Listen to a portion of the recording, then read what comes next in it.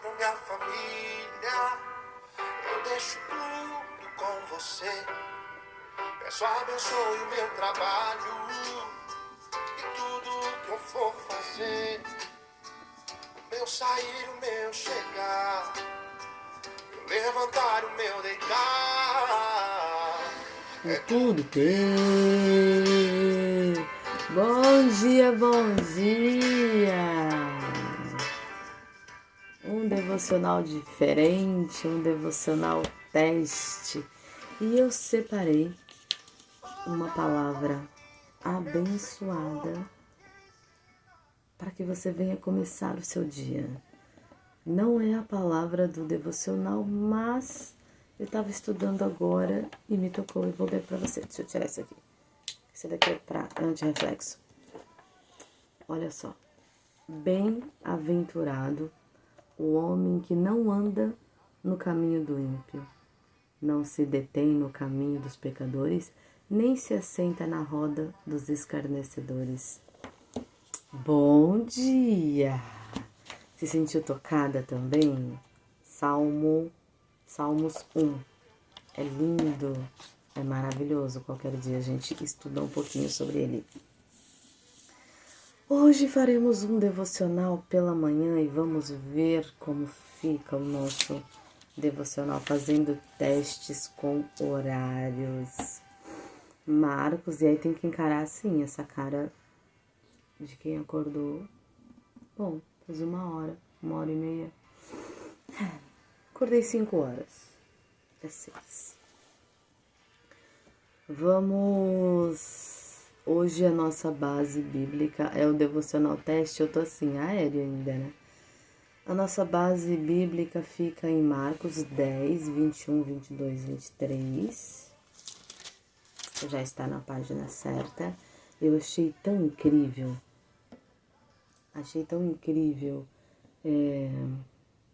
Esta parte e como fala, porque é algo que a gente tem que prestar atenção, porque a Bíblia é o nosso manual de instrução da vida e a gente tem que pegar pra gente, assim, os mínimos detalhes. O que está na Bíblia é assim, assim, assim, e a Bíblia, ela é toda interpretativa, totalmente interpretativa. Lembra, na época de Jesus, quando Jesus estava na terra, Jesus falava por parábolas. Então não era todo mundo que entendia. A Bíblia é a mesma coisa. Nós temos que orar, temos que pedir para o Espírito Santo nos dar discernimento para entender. É totalmente interpretativa. Às vezes você lê de um jeito e você não entende. Talvez você não interprete bem e passe a falar o que não é certo sobre a Bíblia. E aí, não é correto. Então, vamos lá. 10, 21, 22, 23. Eu vou ler aqui para vocês. Vou deixar assim para ficar melhor a leitura para mim. E Jesus, fitando-o, o amou e disse: só uma coisa te falta. Vai, vende tudo o que tens, dá aos pobres e terás um tesouro no céu. Então vem e segue-me.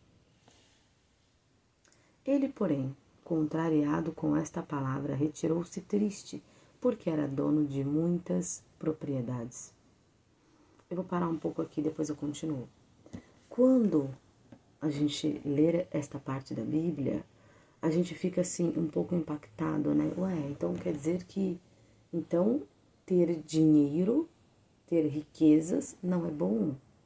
Então Jesus não quer que a gente seja rico, Jesus quer que o que a gente tenha, se eu tiver propriedades e eu tiver uma boa quantia guardada, que eu doe aos pobres para que eu tenha direito à vida eterna, para que eu vá para o céu, porque ali foi o que Jesus propôs, né? Vem e segue-me. No nosso caso, então, doa tudo, vende tudo, fica sem nada e aí você terá o seu lugar garantido no céu. O que eu consigo entender da minha interpretação de estudar a Bíblia, não só essa Bíblia nossa, que está em português, mas eu ando também estudando a Bíblia acho que é árabe, eu acho que está em árabe. E aí, é o que está escrito aqui mesmo, só que muitas coisas mudam. E quando muda uma palavra ou outra, muda também a interpretação. Então, o que eu consigo entender aqui? Não é sobre o dinheiro, não é sobre quem somos, porque Jesus diz aqui que olhou para ele e o amou. Então, Jesus viu nele que ele era realmente um homem bom, que tudo que ele estava falando para Deus era verdade. Porém, faltava algo. Ele vender tudo o que tinha e dar aos pobres. E por quê? Porque a segurança dele estava na riqueza. Então, é como se eu estou hoje aqui bem, eu tenho dinheiro, meu dinheiro está guardado no banco, mas de repente eu perco tudo. E aí? Ai, meu Deus, e agora? Eu não tenho mais convênio médico. E agora o que eu vou fazer da minha vida? Eu não tenho mais convênio. De pensar em pensar, a gente acaba ficando doente e nem era para ficar. Mas por quê?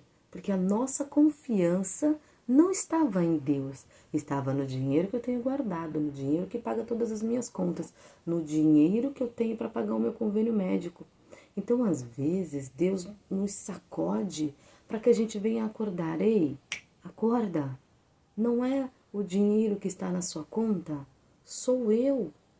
Sou eu quem te sustenta, sou eu quem te dá saúde, sou eu quem te mantém de pé. E muitas das vezes a gente coloca a nossa confiança no que temos e não em Deus.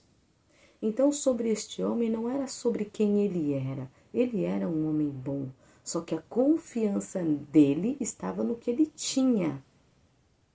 E aí, Jesus fala: vende tudo o que tem e segue-me.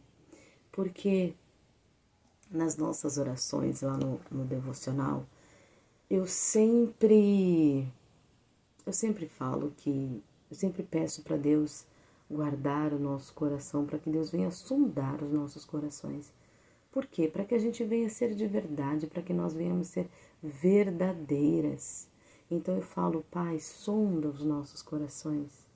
Porque Deus sabe o que está dentro, Deus sabe se é verdade ou não, se tudo que nós estamos falando realmente condiz com os nossos comportamentos. E aí, olha só a segunda parte. Olha como está. Então, assim fica melhor. Então, Jesus, olhando ao redor, disse aos seus discípulos: quão dificilmente entrarão no reino de Deus os que têm riquezas. E aí, vamos continuar aqui para você entender tudo. Os discípulos entranharam essas palavras, não entenderam essas palavras, mas Jesus insistiu em dizer-lhe: filhos, quão difícil é para os que confiam na riqueza. Então, olha só, filhos, quão difícil é para os que confiam nas riquezas entrar no reino de Deus.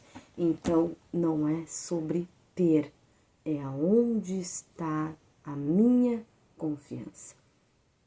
O que eu estou fazendo com o que eu tenho, que a minha vida, o meu coração está voltado para o que eu tenho e não para Deus. Isso é tão importante, porque isso desmistifica muito do que a gente escuta muitas vezes, e não foram poucas. Não se preocupe com a riqueza, não se preocupe com o dinheiro, não se preocupe com isso. E com isso, sabe o que acontece? Nós fomos doutrinados a pensar deste jeito. E com isso, sabe o que aconteceu com os evangélicos, com os crentes? Os cristãos, gente, cristão não é só crente, tá? Não é só quem é evangélico. Mas principalmente com os evangélicos. Eles não se preocuparam em estudar, não se preocuparam em fazer uma faculdade, não se preocuparam em se empenhar para trabalhar mesmo de verdade. Sabe por quê? Porque Deus vai suprir. Deus vai suprir as nossas necessidades. Deus supre. Só que por quanto tempo Deus vai ficar suprindo as suas necessidades? Porque a gente tem que levantar e fazer alguma coisa. Então quer dizer que tudo que eu estou fazendo, eu entreguei na mão de Deus, Deus não quer que eu trabalhe, Deus não quer que eu seja rico, porque senão eu não vou para o céu. E aí que vida vamos ter na terra? Desculpa a palavra, uma vida miserável? Uma vida que você vende o almoço para comer a janta? Não é isso que Deus quer de nós. Sabe o que Deus quer de nós? O nosso coração. Entregue o coração a Deus, independente de quanto você tenha na sua conta. Entregue o seu coração para Deus, independente de quantas casas você tenha, de quão grande é o seu patrimônio. O que Deus está querendo é o seu coração. Se aquele homem rico, ele se dispusesse a vender tudo e entregar aos pobres, Deus é Deus para dar o dobro para ele e falar, porque você decidiu me servir e o seu coração está em mim, não no que você tem, eu te darei o dobro e você será rico e estará me servindo e estará me ajudando a propagar o evangelho. Você entende que não é sobre o que temos, é onde está a nossa confiança. É muito importante que a gente venha ler e interpretar a Bíblia. É muito importante que a gente faça o nosso melhor, com o melhor que nós temos hoje, porque Deus é Deus para te abençoar e te colocar em um lugar maior ainda. Só que quando que isso acontece? Isso acontece do nada? Não. Isso acontece porque você almeja, isso acontece porque você deseja. E aonde tem que estar o seu maior desejo? É em servir. Sirva bem, faça o seu melhor para servir o próximo. E Deus vai colocar você aonde você deseja. Porque as coisas com Deus não é de repente aconteceu. Quando a gente vê alguém no YouTube, na televisão, em qualquer lugar, a gente acha que de repente aconteceu. Mas essa pessoa trilhou uma jornada.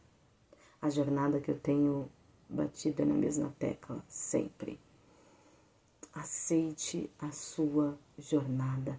Pegue para si a sua jornada e segue. É como Jesus falou, pegue a sua cruz e siga-me. Cada um tem que carregar a sua cruz. O que nós queremos pra gente hoje importa e muito. Como eu quero que seja o meu futuro importa e muito. Sabemos que Deus quer que a gente venha viver o melhor, que nós venhamos nos alimentar do melhor, que nós venhamos ter a melhor casa. Acredite nisso. Deus não vai te crucificar se você desejar ter o melhor. Nós precisamos mudar a nossa mentalidade. Nós precisamos ler a Bíblia. E antes de ler a Bíblia, orar. Espírito Santo, me ajuda a ler. Espírito Santo, me ajuda a interpretar. Para que eu venha ler certo. Para que eu não seja enganada. Então, quando eu li esta parte na Bíblia, estava estudando ontem, hoje pela manhã, eu fiquei bem intrigada porque, infelizmente, nós fomos construídas desta forma, achando que Deus ia nos dar tudo e que a gente não ia precisar fazer nada. Até naquela época de Moisés, Abraão e tal, teve uma época que o maná caía do céu, né?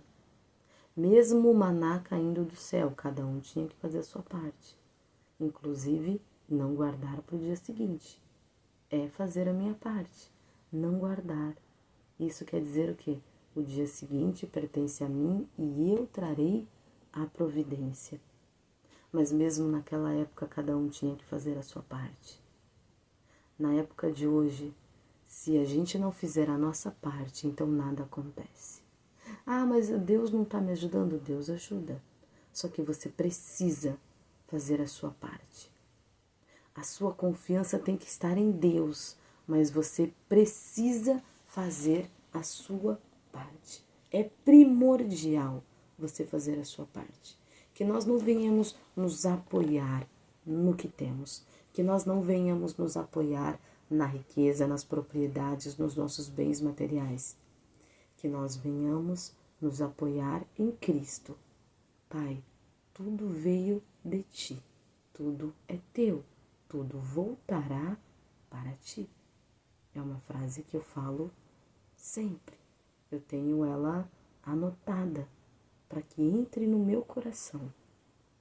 Porque somos seres humanos, somos falhos.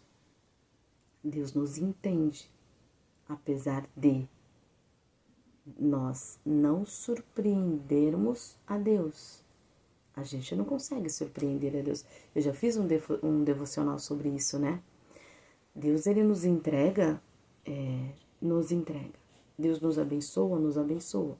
Mas vamos supor que você saia da presença de Deus. Não é surpresa para Deus. Deus já viu o nosso futuro. Então, ele te entregou porque quem somos não muda quem Deus é. Então, é muito importante que a gente seja fiel a Deus. Fiel. É como um casamento. Na alegria, na tristeza, na saúde, na doença, na riqueza, na pobreza, que nós venhamos ser fiel. Não é como um casamento, é um casamento. Tem que haver fidelidade. Então, tudo que Deus está te dando, irmã, tudo que Deus ainda vai te entregar, que a sua confiança esteja em Deus. Que você todos os dias, Pai, tudo veio de ti, tudo volta para ti. Tem uma outra frase que eu falo também, que eu falo que é a frase da minha vida, porque eu nunca ouvi ninguém falando e guardei para mim. E eu sempre falo assim, nada é nosso, tudo é emprestado. Nada é nosso, nem o corpo que temos não é nosso, é emprestado, para que nós venhamos passar este tempo na terra. E o corpo fica e nós, a nossa alma sobe. Nada é nosso, então não se apegue a bens materiais, não se apegue em zelar muito do que você tem, porque quando a gente zela muito do que tem, ali está o nosso coração. Isso não quer dizer que nós não tenhamos que cuidar. Cuidar é uma coisa, zelar tanto ao ponto de com isso aqui não pode acontecer nada, ali está o nosso coração. E aonde está o nosso coração, está o nosso tesouro. Assim diz a palavra de Deus. Que nós venhamos abrir os nossos olhos, que nós venhamos fazer a vontade de Deus verdadeiramente, que nós venhamos nos entregar para Deus verdadeiramente, de corpo, alma e espírito. Para quê? Para que Deus possa contar comigo e contar com você. Sabe para que nós estamos aqui na Terra? Para propagar o nome de Deus, para levar para as pessoas que não conhecem Jesus a palavra de Deus. Ai, Sui, mas hoje em dia as pessoas escutam, tem muitos meios, tem muitas pessoas que estão perdidas e nem sabem que estão perdidas. E como que elas vão se encontrar na vida? Vendo a sua vida, vendo o seu comportamento, vendo a sua mudança, a sua real transformação. Por isso eu sempre digo, a nossa transformação é o nosso maior testemunho. Porque quem eu me torno evangeliza pessoas. Gente, eu tô tão inchada, né? Eu tô olhando na câmera, tá assustador. Mas vou fazer o quê? Eu quero mudar o horário, vou ter que encarar isso aqui de manhã. Quem eu sou evangeliza. Quem eu me torno transforma pessoas. O nosso testemunho não é para Deus, é para as pessoas. Então, que nós venhamos ser de verdade, verdadeira. Ouça um louvor. Anime-se. Faça atividade física. Cuida do seu espírito, da sua alma e do seu corpo. Agora, que horas são? 6h24. Eu vou me trocar e vou para atividade física. Inclusive, acho que eu vou fazer os devocionais com roupa de atividade física para te inspirar a dizer, vamos, bora lá. Agora, gente, eu vou me trocar e vou pedalar 20 km. E se eu tiver muita energia, eu vou correr 5 quilômetros. Vamos se encontrar? A gente se encontra no caminho e bora lá. Fiquem com Deus, que vocês tenham um dia excelente, maravilhoso. Me fala aqui, tá? Sobre o horário. Dá um like no vídeo, se foi relevante para você. E me conta sobre o horário. O que você acha? Você prefere à tarde, da tarde para a noite? Ou de manhã, bem cedinho? O que ficou melhor para você? Me conta, eu quero saber. É importante a sua opinião. Um beijo, fique com Deus e até amanhã. Que nosso dia seja maravilhoso. Tchau, tchau.